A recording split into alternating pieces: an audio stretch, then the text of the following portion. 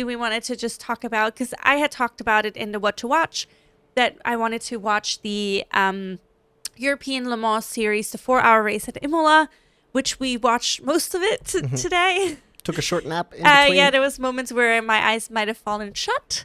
But it was a great race. I mean, there's so much that happened. We had so many safety cars, so many yellow flags, so many yellow full course yellows, lots of actions, lot of elbows out on the track. Of course, there were 44 cars on the grid.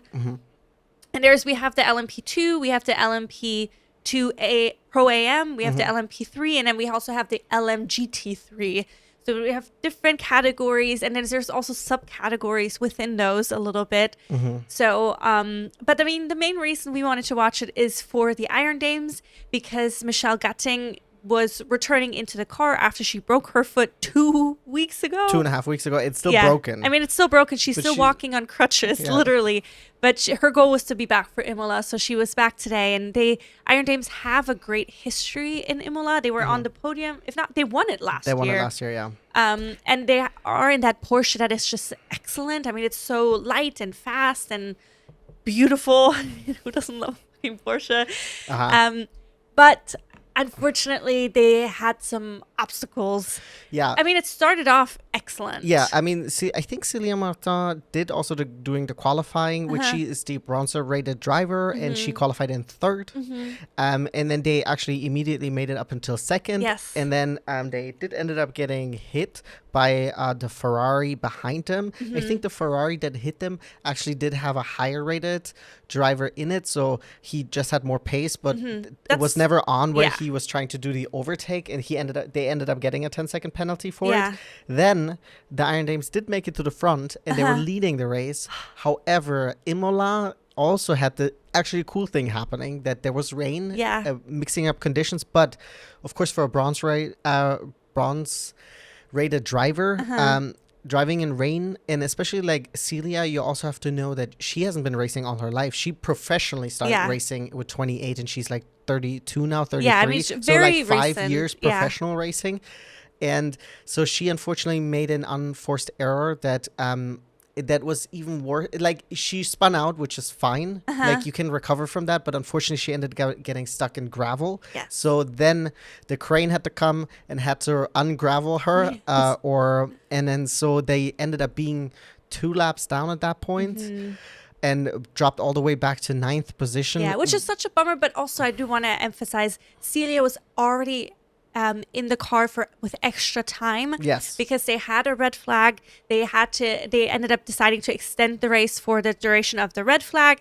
So she was... Which was like 20 minutes. Yes, exactly. So she was already at the very end of her stint. She was maybe like a handful of laps away from switching with Sarah Bovey. But yeah, it was just so unfortunate. It was just the spot where she ended up spinning out, where she ended up getting stuck. Yeah. And then getting the crane out, it just takes a while. Yeah. They did have a full course yellow, so the thing slowed down. But I mean, it just broke their neck at the end, because it's also only a 4-hour race. Yes. So unless something insane happens, you're not making that back up. Yeah. They did unlap themselves, actually, do through the safety cars and stuff like that. Yeah. But it was just then making back onto the podium was just never on. Yeah, I mean, yes, they were just too far behind. But another great thing that happened at Michelle Gatting, she ended up getting the Wingfoot Award. Correct. For the LMGT3 driver category. So that's basically an award for the most valuable driver. And so she got it for the LMGT3, and then there's also one for the LMP2 and the LMP2 Pro AM. I didn't see who won it for the LMP3, which I thought was interesting. They didn't show that. Yeah, I don't know if they give it out for that category. Why that category? I'm not sure, but Theo Poucher won it for the LMP2 category, and then an Italian, I apologize, I don't remember his name right now, ended up winning it for the other category. But yeah, so a little trophy. Was it Milesi? For no. No. Okay. No. So yeah, a little trophy for Michelle Gatting. Of course, she'll be back next weekend. They'll be racing. I think all 3 of them. Yeah. Okay. Nice. So there will be all 3 of them will be racing then in Brazil this upcoming weekend. Will be a 6-hour race. So we'll see. Hopefully, they can have a little bit of redemption there. We'll see. It's a cool track too. But it was. I definitely still. very quickly before we move on from this, I do want to recommend it to people to watch the endurance races, especially the 4-hour ones, because surprisingly, so much can happen. And it's great to also have on in the background. You can do other things while doing it, but there's still lots of things. It's really entertaining still. And this one was also for free to watch on YouTube, which was excellent. I mean, we love free things where you don't have to pay for a subscription or any of that BS. So definitely recommend it. Look into it for future races. And even if you're located in the United States, you're able to watch it without any like VPN action. This time we earlier watched it and we didn't have to overcome any obstacles or anything like that, which is really nice. And then next week for the 6 hours of Interlago, that will be on TNT or HBO Max if you have that. Okay, perfect. Nice. I will also say, like, I mean, with 4-hour races or 6-hour races, it's very difficult to do like a recap of it because so much happens. I do want to point out, of course, you had that huge in the beginning, the car crash. Yes. It was, I think, a Ferrari trying to make an overtake and turning in where there was a Mercedes. There was the GT3 Mercedes, and like turning as if the car wasn't there, and it ended up causing a 4-car crash. And that caused the red flag. Yes, that ended up because they had a yellow flag, of course, first, and they had the virtual safety car, regular safety car for a while, but because it took so long and there was so much debris, and there was lots of debris, so they ended up putting the red flag. So all the cars were lined up on the starting grid. Well, not on the grid, but they were back to back, essentially on along the starting or finish line there. They were able to get out of the car to stretch their legs a little bit because it did end up taking about 20 minutes for them to get back into the car, do 3 warm-up laps before officially restarting the race. Yeah, I will say, and I think this is very interesting, and that the Iron Dames are usually pretty good about this, and this time we didn't have the hypercars, but the Porsche has also been really good about it. But the amount of people who get penalties, and it is insane to me. Yeah. It is absolutely bonkers to me. Infringement of full course yellow. Yeah. Infringement on the safety car procedure. Infringement. And I was like, you guys need to clean this up because this is just like, and the these are basics. And the penalties are pretty harsh. This is 10 seconds. Sometimes you get a drive-through penalty. Which in this race costs like a minute. And today, the race director, who is the same race director also for the WEC, he was mad today. Yeah, he literally called out the team. It was like, this is because there was damage to the car, and then they were trying to fix it, and essentially they were like, zip ties and tape, and they were like, okay, we're gonna attach it back on, and he literally got onto the comm on the radio, and he was like, listen, this is not fixed. Yes. And if you guys not gonna fix this, then I'm gonna stop you guys indefinitely. Yes. So he would have disqualified him. I mean, he was towards the end of the race, he was really fucked off. Yeah. You could tell. Yes. Because he's actually, I think he's quite nice that a lot of times he's like, hey, listen, you guys remember we talked about this, and this is what you have to do. Yes. He reminds them of the rules. He did remind them today also several times about recent rule changes and like, remember, and this is how we restart. I think. No, he doesn't. He could have just been like, we've talked about this in the driver meeting. Everyone has been informed. Figure it out. But he's probably also, if I don't, these motherfuckers, we have more work to do we already have. Yes. But I highly recommend. I think the European Le Mans series is super fun. Yes. It is so competitive with having the 3 different series racing. Yeah. There's lots and lots of overtaking also within the classes. Yes. And what I really love is we do get to see there's a fair amount of attention on the GT3 cars. Yes, that is very true. And we get to see them race, and we get to see them fight, because that's my favorite category. Of course, it does help that I'm an Iron Dams fan, but in general, I just love them. Because it's also the cars that you actually recognize. Yes, and it's also the cars that I sometimes ride, or at least the 296 GT3 I race on iRacing. But I don't know, I just love them. Yes. But anyway, so definitely recommend it. Check it out. Either you can watch it now on YouTube or tune in for the next race.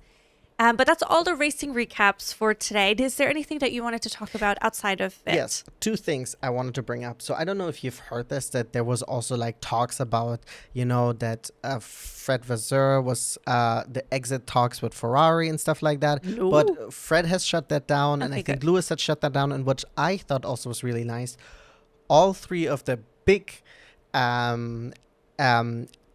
team principals and CEOs had actually only nice things to say about Fred. Oh, So it's nice. Christian Horner, Zach Brown, and Toto all said really, really nice things about Fred, and that it takes a while to get the team together because Fred obviously has only taken the team over, what is it, 2 years ago? Yeah. And the thing about it is, like, I get that Ferrari's not where we want them to be at, especially like us as Ferrari fans, especially also Lewis Hamilton fans. It's difficult.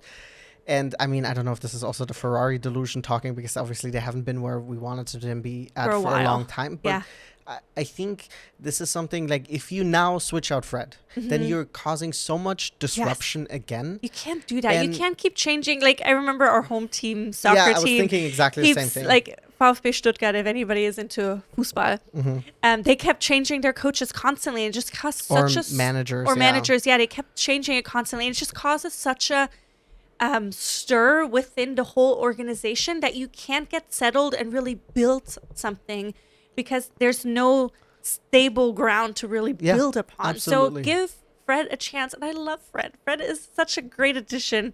I mean, not addition, because he's been on the grid before, or like part of the paddock before. Yeah, of course. It's nice to have him back. So what is the Alfa Romeo? He was before they turned Kick Sauber. And then the last thing I wanted to mention is that we now have an official contender for the FIA presidency running, and his name is Tim Meyer.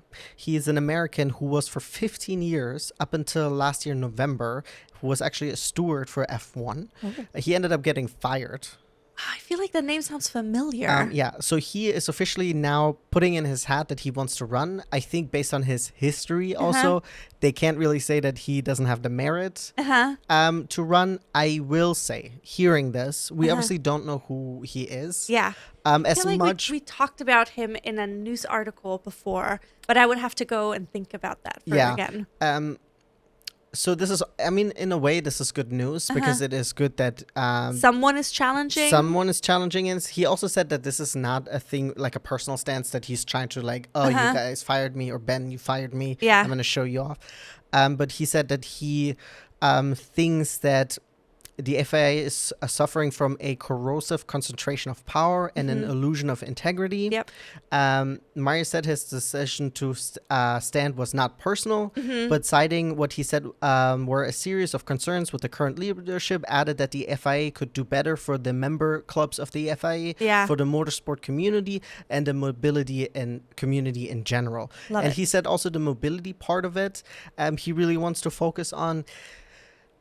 What are the chances of him winning? I think they're probably at the moment pretty slim, because you do have to come with a group of people. You have to have people who will support you. Yeah. But I do like it that someone at least is, trying to do something. I agree. Because I thought after we heard that Carlos Sainz Sr. wasn't going to, that there wasn't going to be anybody. So it's nice that at least somebody is stepping up and at least attempting to.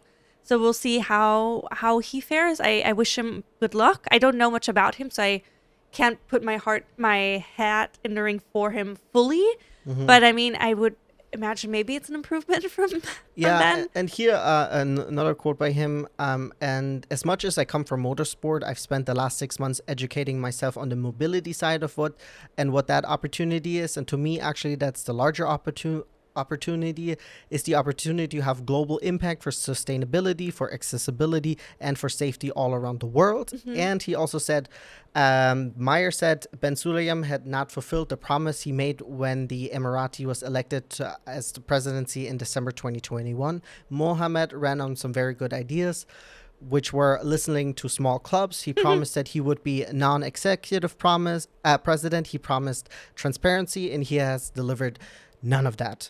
In fact, he had gone completely opposite direction. We have an illusion of integrity, and what we've seen in a wave of statutes changes and designate to concentrate the power in one office. So essentially, like, he hasn't really done anything that he was supposed to or said that he was going to do, which that is all true. He's not lying in any of these statements or exaggerating. That's fair. So we'll see. We'll keep an eye on him. Maybe we'll do some research about him, so maybe we can share some more information about him. Yeah. Because I definitely think that's interesting, and I'm glad somebody is running. Yeah, especially after I've been like, I feel like the bearer of bad news last time. I was like, okay, at least now I have something positive to report. Yes, I do. I have one thing that I wanted to mention also. I don't know if did you have anything else, or No, that was it? that's Okay, it. nice. Two things. Well, one thing is just like a throwaway kind of, because there's so much talking right now, and I'm sure we'll get into it eventually with the grid, how the F1 grid is going to be next season with the open seats. And then I heard Martin Brundle also talk about that George Russell hasn't been officially given a seat yet. Yes. Sorry, I actually, yes. You know, I had something to say about that too. He's saying that he's hearing also that that George is talking to different teams. Apparently and then, to Aston Martin. Okay, I don't know for sure, but he's talking to different teams. And then there's apparently conversations that Mercedes is talking to Max. I think George had actually confirmed that in a interview. He had said that they were talking to him. Oh, okay, that I didn't know. Yeah. So I thought it was really interesting. I haven't gotten into the driver trades yet, really, because it's so early still in the season. So I haven't really focused on it. But I had seen that interview the other day. I was like, oh, that's really interesting. So I guess we'll see what happens with that. So I just wanted to just throw that nugget out there. Actually, yes, I did also hear rumors about Valtteri, that there's talks, that Alpine had approached Mercedes about just like talks, because obviously Alpine is looking for that second driver, and it seems like maybe they're like, we don't want a rookie in that car, which I kind of understand as a manufacturer that probably also has limited funds. Yeah. I get that. And you need results. Yeah. And on the one hand, I'm also like, it sucks because, you didn't give Jack really a shot. Yeah. You're clearly not giving Franco a shot, because you really have to give them opportunity. But I mean, even the people, like we talked about it just moments ago, like Lewis and Carlos, they need races and races and races of time to adjust to a new car, although they've been in F1 cars for seasons. Yeah. So, and then you're just giving a rookie a handful of races to prove themselves, and then you're like, well, you're shit out of luck, you know? So I think that's definitely unfair. I understand the other side of it a little bit, but it's so tricky. It's a bummer. And then I also heard that there was actually like connections with Valtteri and Cadillac, which also of course makes sense, because if they want to get a driver obviously that is experienced, of course there's also talks about Checo. Yes. I think maybe there will be movement. Usually we've seen some signage announcement and stuff like that after the summer break, which we don't get a traditional summer break like we've gotten last year. But we'll see. I mean, only time can tell, really. Yes. So we'll see. But the one last thing I wanted to bring up is F1 Academy.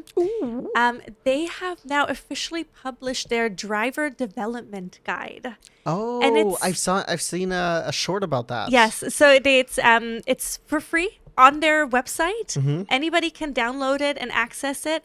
And it's really informative. I looked through it a little bit, and it's basically a guide to get female drivers ready to be an F1 Academy and beyond. Like, they really break down the different things you have to work on. There's lots of workbook pages where you fill out like your goals, long-term goals, short-term goals. What are you going to do about it? Where are you now? What are I mean, honestly, I feel like even if your goal is not F1 Academy, even if you're like a guy or whatever, like this could be like a good thing to use. Yeah, because I mean, it's literally just a handbook. It has some things that are specifically F1 Academy gear, but not everything. So I think your argument is perfectly correct. That it's adaptable. As always. I don't know about that. But it's definitely adaptable to different either drivers, but also just in different aspects of your life. You can probably adapt it. But it features like a pathway, like what's the pathway to get to Formula One? Also, first, before that, what's the pathway to get to F1 Academy? Then different like technical and tactical driving skills, physical development, including also for specifically female health, mental skills development, social factors and performance lifestyles, and different things that are important for the development to be a professional race car driver. So that's like broken down, and it's really like also has lots of images, and there's also different F1 Academy drivers are featured in it, like Chloe has a thing in there where it shows like where she came from, like the different racing leagues she was part of, different things she's learned and things like that. And then there's a thing where Tina Hausman breaks down like her social support, like who's in her inner circle, who's in like a medium circle, outer circle, and different things you can do to like get everybody included in your development and things like that. And that's on the F1 Academy website? Yeah, it's Very on the cool. F1 Academy website. It's for free for everybody to download. It's under the, I mean, it's right now big on their top page. And then you can download it. You can also just view it on the website. You can print it so you can fill out the different things. But I thought it was really a great thing to offer. And it's, I think, like you said, it's adaptable, but it's just a nice guide, especially for young women or young girls who are in karting, to have a little bit of a pathway, because they're like, maybe they don't know what to do, how to go about it. They also offer different suggestions and always emphasize that there's not just one way to get to F1 Academy. So, That's awesome. I just wanted to highlight that because I thought it was a really cool thing that they've published. That's really, thanks for sharing that. Yes, no problem. And there's also other workshops on the website that you can like participate in about like physical health and different things, which I thought was really cool. I didn't look into that one too much at this moment, but there's a lot of great resources on the F1 Academy website. That's good to know. So for anyone who's interested, make sure to check that out. You can also find the F1 Academy website just going by Formula One and then clicking on the F1 Academy tab. Yes, correct. But I think that's it. It was a good weekend for racing, I think it was a very good racing weekend. And now we have, next week we have 6 hours of Interlagos. We have 3 weeks back-to-back MotoGP. There's so much, guys. Yes, so much happening. So tune in again on YouTube on Thursday for our What to Watch, so you can find out exactly all the stuff that's happening this upcoming weekend. And then we'll be back as per usual the following week on Monday, or starting on Monday, with our race recaps and news and things that we like to talk about. And give us a like. Give us a... What? I punched the light on accident. Give us a like. Give us a subscribe. Give us a follow. Leave a comment. Chat with us. We're here to chat with you guys because we're fans. We just love the sport. And we want to talk to like-minded individuals. Exactly. Yes. Thanks for tuning in. Bye-bye. Bye.